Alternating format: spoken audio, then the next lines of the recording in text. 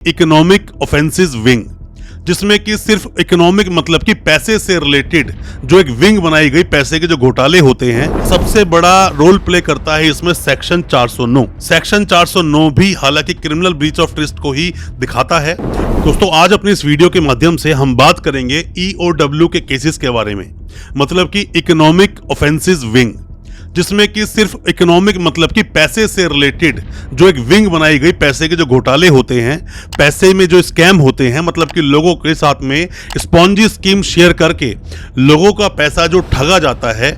या फिर कई बार आपने सुना होगा कि बिल्डर्स बहुत सारे फ्लैट्स बेच रहे हैं, फ्लैट के नाम पर बहुत बड़ा अमाउंट ले लिया और अमाउंट लेने के बाद में किसी को फ्लैट के नाम पर कुछ भी नहीं मिला, या किसी कंपनी ने कोई स्कीम चलाई कि आप मुझे इतना पैसा दोगे, हम डबल करके दे देंगे। आपने फिल्मों में अक्सर देखा होगा कि डबल के नाम पर फिल्में बनी हैं कि पैसा डबल करके देंगे, या फिर इतने समय में हम पैसा इतना बढ़ा देंगे। तो ये सब भी सारे के सारे ईओडब्ल्यू में ही केसेस जाते हैं, जिसमें किसी भी तरह से पैसे को बढ़ाकर देना और बाद में पैसे को बढ़ाना तो छोड़ो, जो पैसा आपने इन्वेस्ट किया वो भी नहीं मिलता। ईओडब्ल्यू के मामलों में, इकोनॉमिक ऑफेंसेस विंग के मामलों में अक्सर देखा गया है कि 3 करोड़ से ज्यादा के मामले ही जाते हैं जो ईओडब्ल्यू केसेस जाते हैं। और साथ में ही, या फिर अगर 3 करोड़ मामला नहीं भी है तो यहाँ 25 से ज्यादा अगर कंप्लेनेंट आ गए और अमाउंट बड़ा हो गया तो भी ये मामले ईओडब्ल्यू को चले जाते हैं।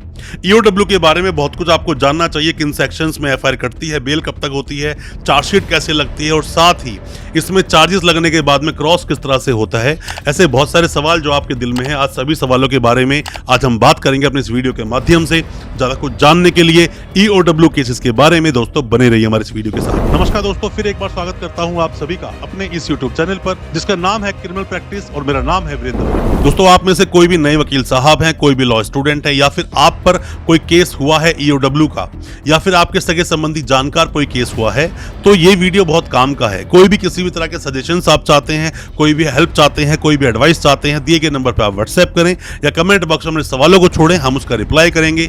हो सकता है हमारे किसी सजेशन से, हमारे किसी रिप्लाई से आप केस से बाहर निकल सकें, आपकी बेल हो जाए या आप बरी हो जाएं। हो सकता है हमारी एडवाइस आपके बहुत काम आ सके। दोस्तों, होता क्या है कि हमने बहुत सारी वीडियोस अब तक बनाई हैं चीटिंग एंड फॉर्जरी पर, हमने ईओडब्ल्यू पर भी बहुत सारी वीडियोस अब तक बनाई हैं, बट अक्सर जो आप लोगों के सवाल आते हैं उन्हीं को हम लोग लेकर आते हैं।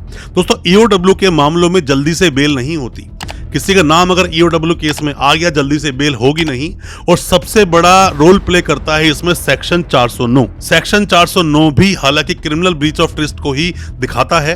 क्रिमिनल ब्रीच ऑफ ट्रस्ट, इसके अंदर लाइफ टाइम इम्प्रिजनमेंट का प्रावधान है, उम्र कैद का, 10 साल तक की सजा भी हो सकती है, फाइन भी हो सकता है। बेल जल्दी से लोगों को नहीं मिलती इसीलिए क्योंकि इसमें लोगों का पैसे के साथ में ठगी होती है। बहुत सारे लोग इसमें विक्टिम होते हैं जिनका पैसा ठग लिया जाता है। और ज्यादा समस्या क्या होती है, मान लीजिए किसी पर ये केस हो गया तो उसमें जो कंप्लेनेंट्स हैं वो बहुत सारे होते हैं। ये भी एक बहुत बड़ा रीजन है कि आपकी बेल नहीं होती।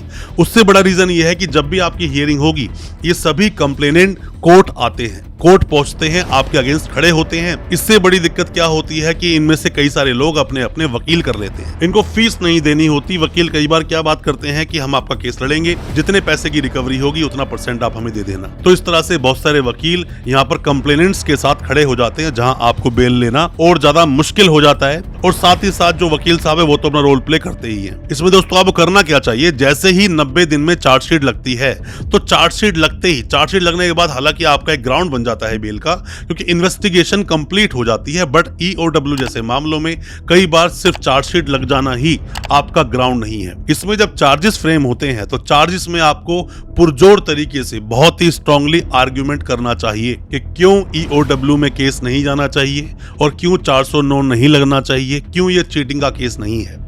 क्योंकि ऐसे मामलों में अक्सर देखा गया जो सेक्शंस लगाए जाते हैं वो 420 सेक्शन होता है, 120B होता है, 409 होता है, कई बार इसमें 406 भी साथ में लगा दिया जाता है। पर ज्यादातर जो आपके मामले देखोगे, 2 अलग अलग तरह की एफआईआर बनती हैं।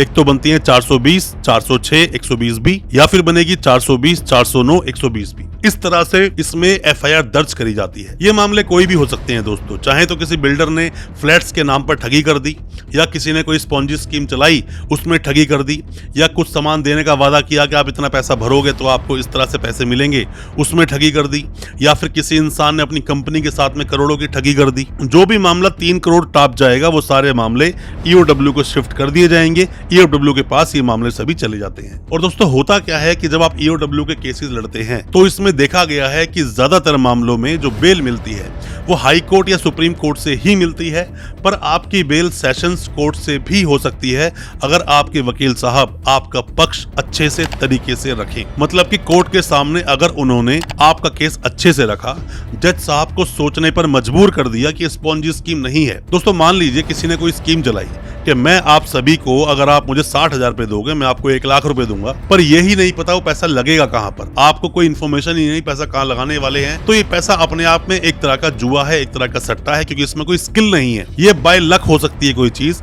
तो ऐसे मामलों में तो ये मामले चलने ही नहीं चाहिए, क्योंकि जो पैसा ले रहा है वो तो ठग है ही, पर जो पैसा दे रहा है उसको भी तो नहीं पता, क्योंकि वो सिर्फ पैसा लगा रहा है उसके अंदर, वो सोचकर कि पैसा हमें डबल होकर आएगा। तो ऐसे मामले कई बार ईओडब्ल्यू से केस उड़ जाते हैं और केसों को देखना पड़ता है दोस्तों, हर केस अलग है।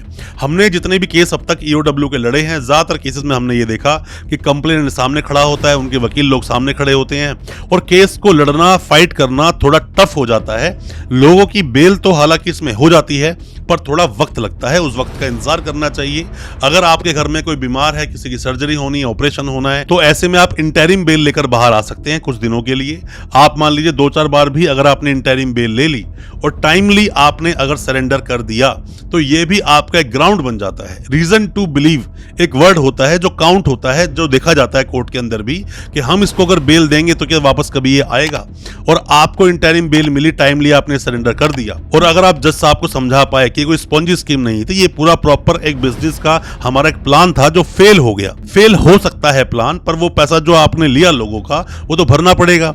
बेल हो जाएगी, ट्रायल चलेगा, ट्रायल चलता रहेगा, सालों साल ट्रायल चलता है, उसके बाद डिसाइड होता है कि आपको करना क्या है। हालांकि इसमें जो मामला है सबसे ज्यादा सीरियस 409 ही होता है, लाइफ टाइम इम्प्रिजनमेंट का प्रावधान है, 10 साल की सजा भी हो सकती है, फाइन भी लगाया जा सकता है। 420 में 7 साल की सजा है, 120 भी कॉन्स्पिरेसी के अंदर आता है। तो इनके ऊपर डिटेल में हम एक वीडियो लेकर आएंगे, कौन सा सेक्शन क्या बोलता है, उस पर भी वीडियो बहुत जल्दी मिलेगी। और बेल के क्या ग्राउंड्स होते हैं ईओडब्ल्यू में, उस पर ही बहुत जल्दी वीडियो लेकर आएंगे। उस वीडियो का आप इंतजार करें। हमारे इस चैनल पर बहुत सारी वीडियोस पड़ी हैं चीटिंग एंड फॉर्जरी के केसेस के ऊपर, वो वीडियोस भी आप देखेंगे तो बहुत तरह की आपको नॉलेज जरूर मिल जाएगी।